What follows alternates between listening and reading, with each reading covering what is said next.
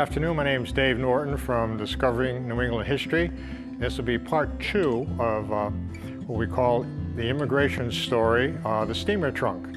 And we're tracing a steamer trunk that my great-grandfather Martin Hansen brought with him all the way from Norway over to America in 1876.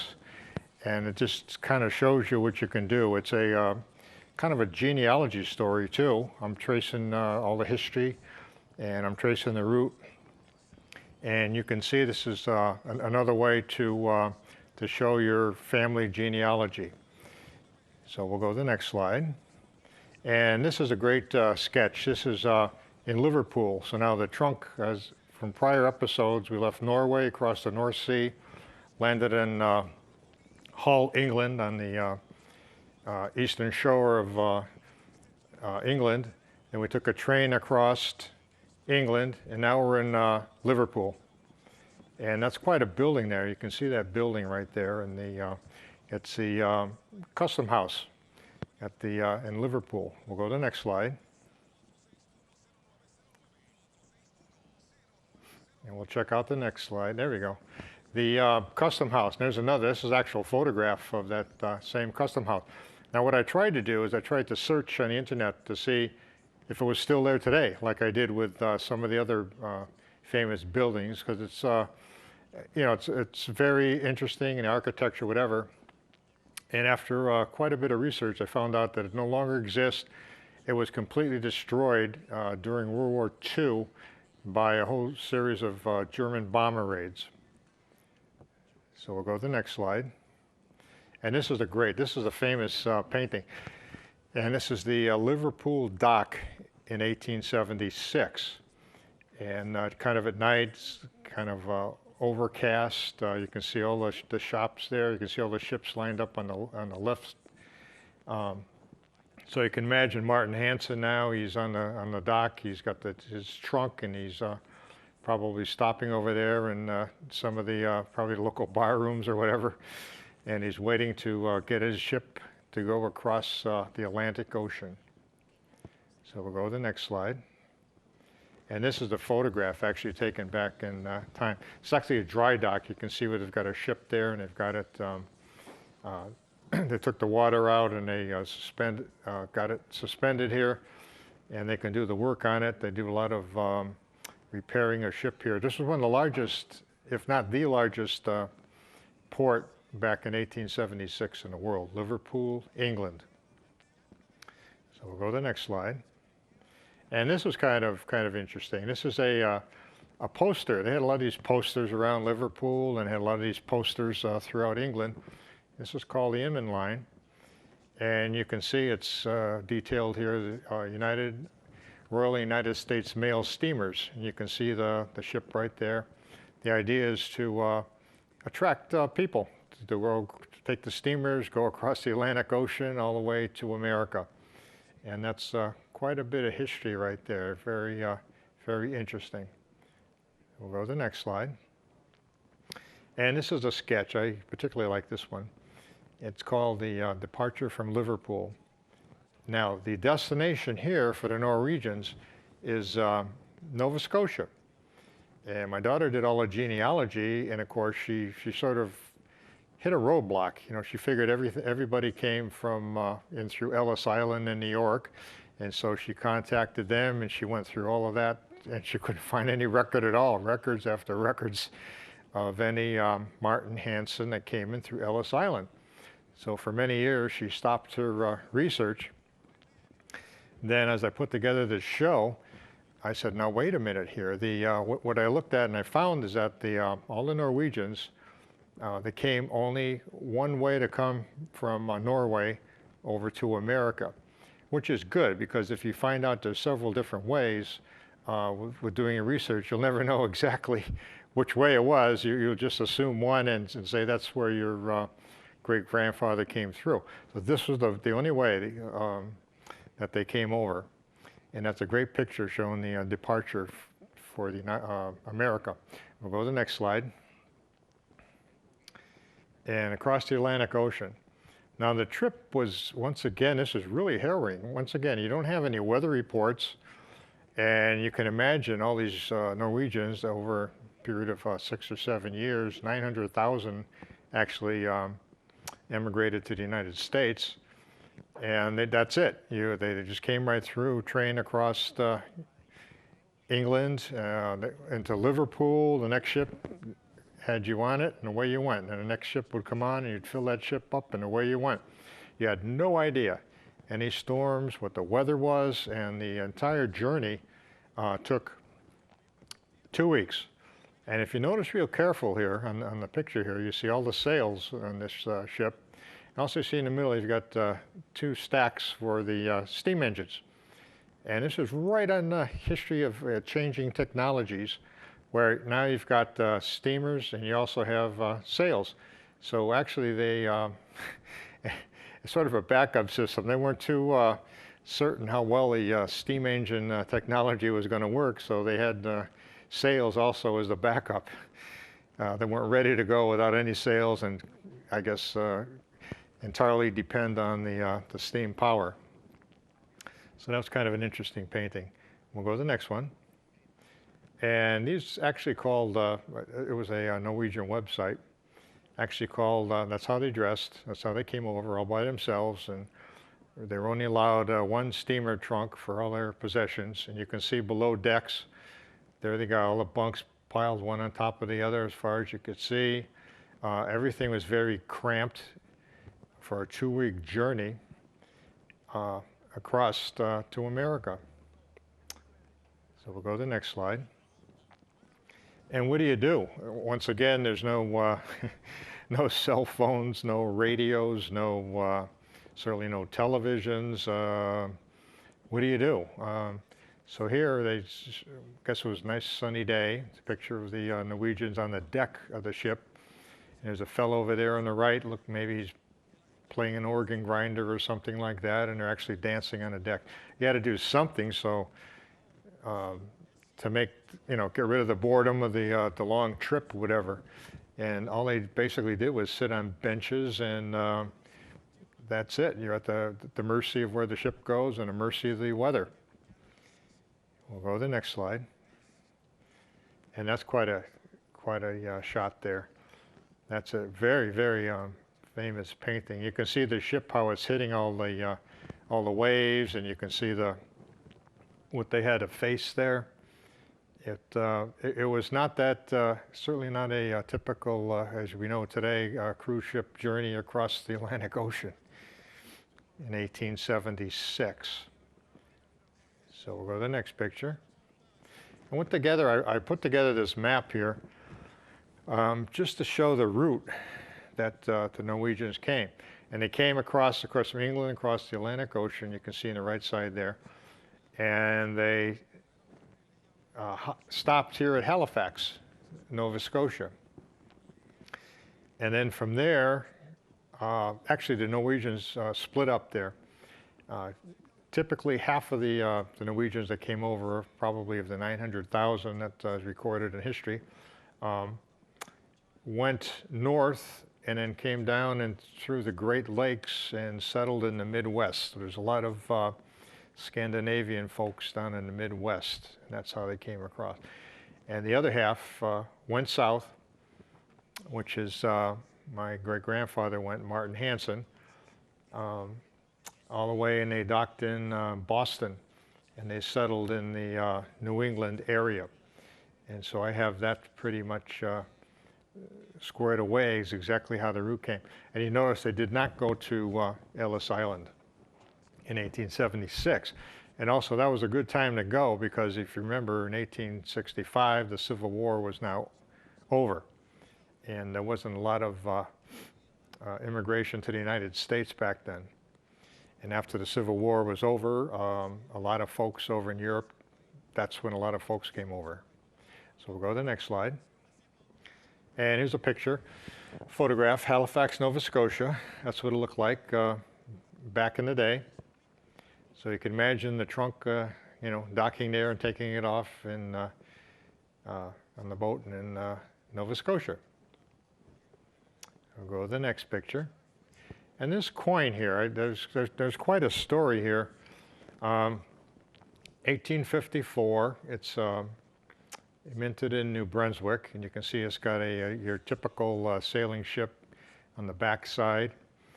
And there's quite a story here. When I was very young, oh no, probably I was in 6th grade or so, I started a coin collection. And of course, I was really into Indian head pennies. That's what everybody was into back in the day. And American coins. I was very interested in that. And my grandmother gave me this this coin here. And she said, all she said to me, and I still remember this to this day, is your great-grandfather brought this over when he came over from Norway. And at the time, I really wasn't interested in that. I just said, well, you know, I'm really doing United States coins. I'm not interested in Canadian coins. It's kind of neat. So I just kind of threw it in the back dresser drawer and forgot about it for many years. But it's really important because now it shows, it in some ways verifies the route that it came over. So just to give you an idea of the coin, it's a 1 penny coin. And you can take a look here. If, you can see the idea of the size of the coin right here. It's, it's almost the size of a $50, and it's actually a 1 penny coin. So I have this right here. So you never know when you get some kind of an artifact and you don't think it's valuable, whatever, it may be valuable to your family or even in genealogy to substantiate what was going on at that time. So we'll go to the next picture. And here's a picture of the steamship. Now it's a smaller ship. And you can see in the right-hand corner all the Norwegians ready to board that ship in Nova Scotia, heading down south to Boston. And we'll go to the next slide. And there's the ship. You can see it's a smaller ship because now, of course, you're not traveling across the Atlantic Ocean. You're just going along the coast. And what you can do now, like I say, on the internet is you can do your research and you can find some of these old photographs, put it together, and actually, like I'm doing here, rather put together a genealogical story of exactly how your relatives came over here. Very interesting. We'll go to the next slide. I happen to like that one. There's a picture, Halifax to Boston. There's the steamship. You can see the steam coming out of the stack, going by a lighthouse somewhere in Halifax and heading down to Boston. We'll go to the next slide. And it took this picture. This is what Boston Harbor looked like in 1876. And of course, it's right on the verge of technology here, from steamships to sailing ships, schooners, whatever. So you can see there's still an awful lot of sailing ships docked there in Boston Harbor. And you can see that's quite a populated city. We'll go to the next slide. And this is a great picture. This is the old Boston Railroad Station.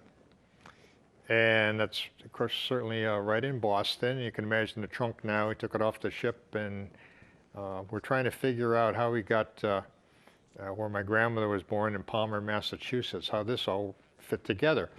And fortunately, I got this picture of the Boston Railroad Station, which was the early station. Now, I did some more research, and I found out that the North Station and South Station in 1876 were not even constructed yet. They were constructed in 1898 and 1899. I wasn't even there. So here's now here's a picture. You can imagine the trunk at the railroad station. We'll go to the next picture. And that's a nice, to go over from one track to the other, the Overpass in Boston, Massachusetts. Fortunately, there's a lot of these old photographs that you can put together to make out your story, family story. We'll go to the next slide.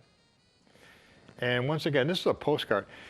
And I've always said that postcards are very valuable. Yes, they're not photographs, but back then there was no such thing as color photography.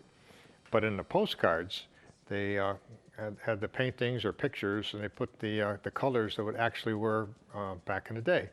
So now you can imagine the trunk now. Here's Boston. You can see Martin taking his trunk and throwing it on the back of the train, and he's heading out to Worcester. That was the next stop I did some more research on. I'll go to the next picture. And from my cousin, I didn't realize that, but his father, my uncle, mentioned that Martin worked at a large shoe factory in Worcester.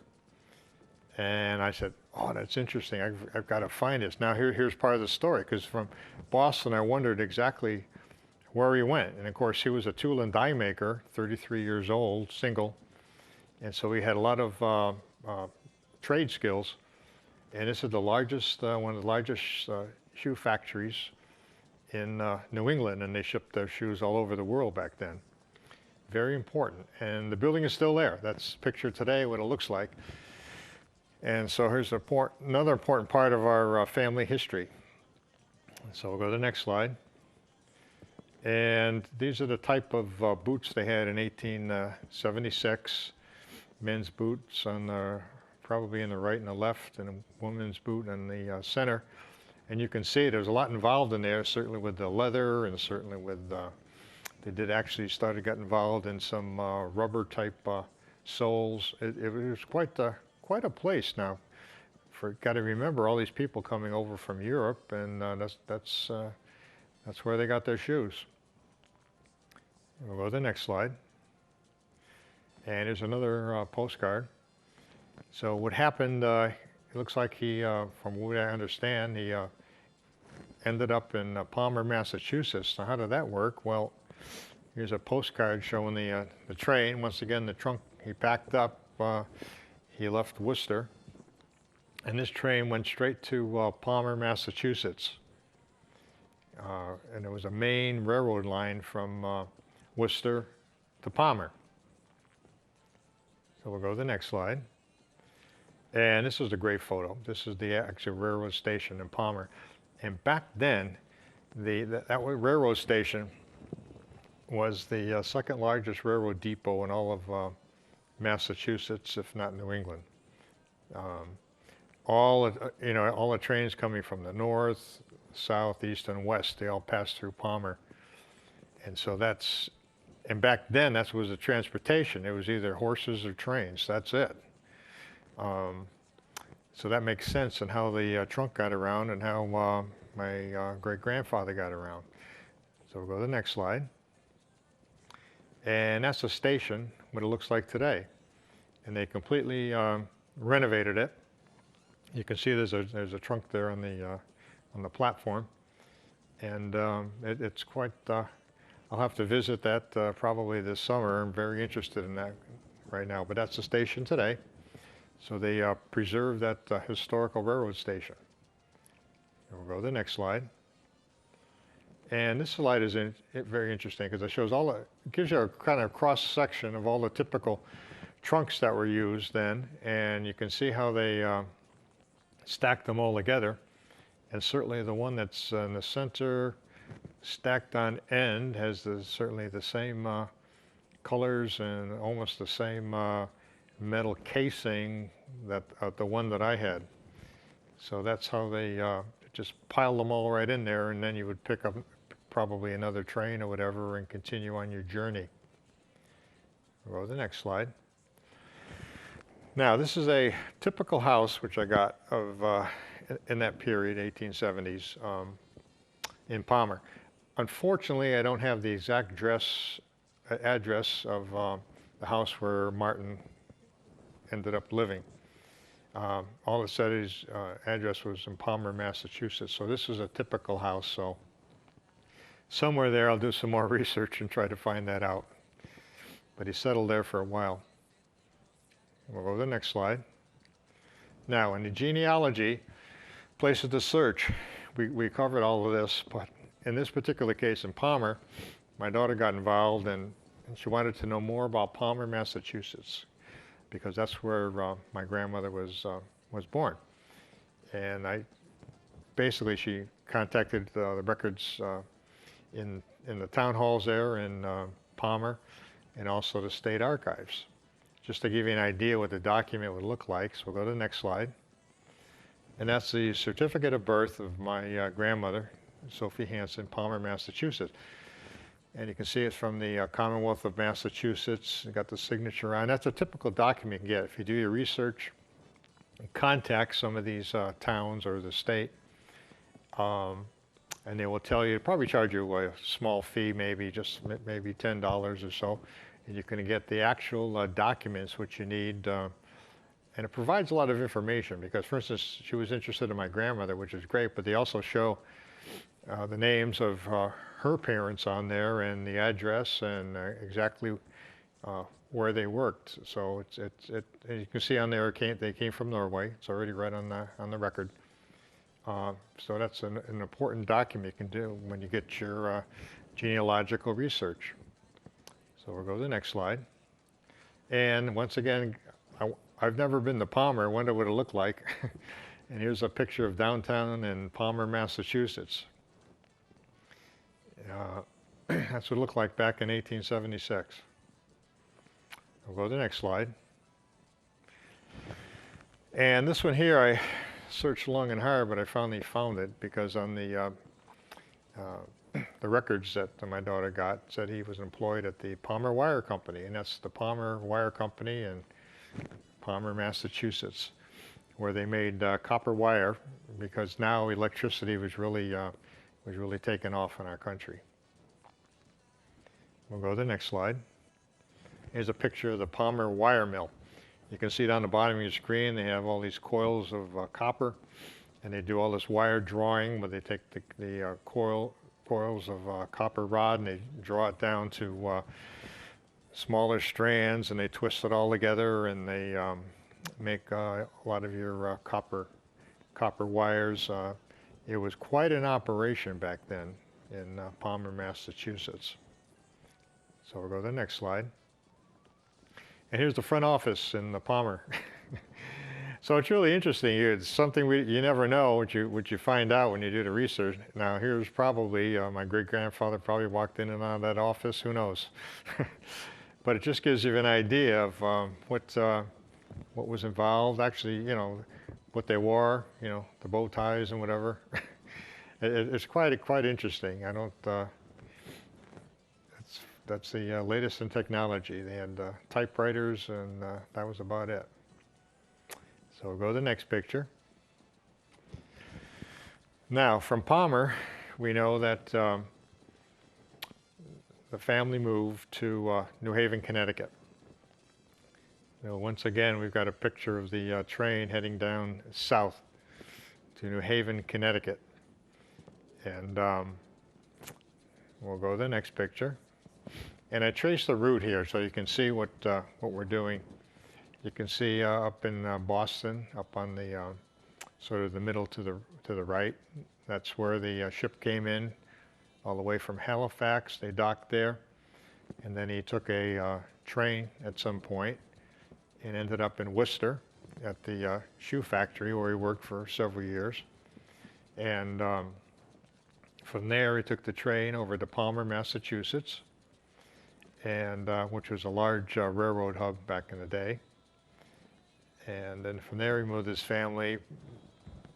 To go down to Connecticut, you probably had to go from Palmer to Springfield, a short distance, and then go south through Hartford all the way down to New Haven. And then actually when he lived in New Haven for a while, we'll talk about that certainly. And then he went up to north and to Bristol, Connecticut.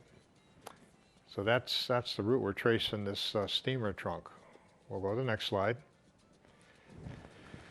And along that route, going south, it's not like here. It's you go through a lot of sort of mountainous, hilly areas, and this is actually a typical railroad tunnel going south. You can actually look in the middle of the tunnel and you can see the headlight of an engine coming through there.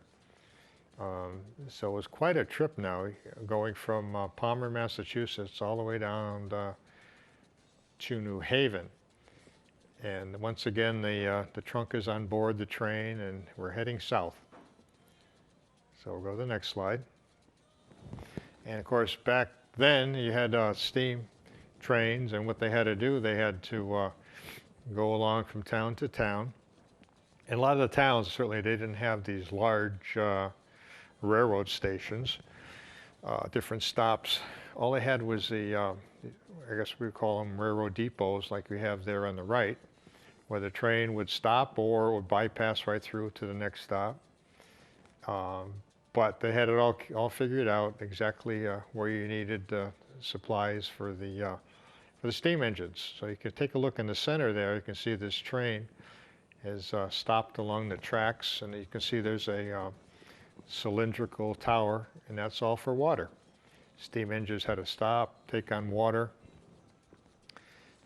Sometimes they would let the passengers get out, and some of these towns would have, places where you could eat outside on the picnic tables or whatever. And then when the train's ready to go, you'd get back on the train and keep on heading south. It was quite a journey. But that was only transportation they had. Once again, they didn't have any cars, they didn't have any way to get around, and it was mass transportation back then was the train. And it was very, very efficient, and everyone in the United States would be using those. We'll go to the next slide. And we were going to continue. I just wanted to show this in our next episode, of course, part 3. But in this one here, once again, it shows you, I wanted to show you again this steamer trunk.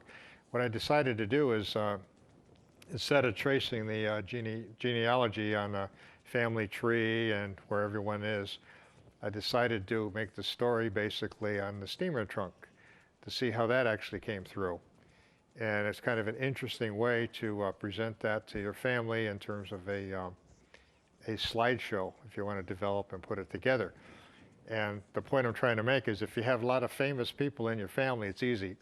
Because a lot of people, if you had, for instance, a pilgrim like William Bradford, which is on my side of the family, a lot of people have done all the research already, and it's really pretty easy for you to go right through and work that out. But if you have someone that's, really not famous in American history at all, like Martin Hansen, I think it's more of a challenge, but I think it's more of rewarding to actually go through the, actually reproduce the route that he came through, and you can show all the family, hey, here's what we got, here's the journey that they took, and it was certainly quite a journey for a young single man, 33 years old.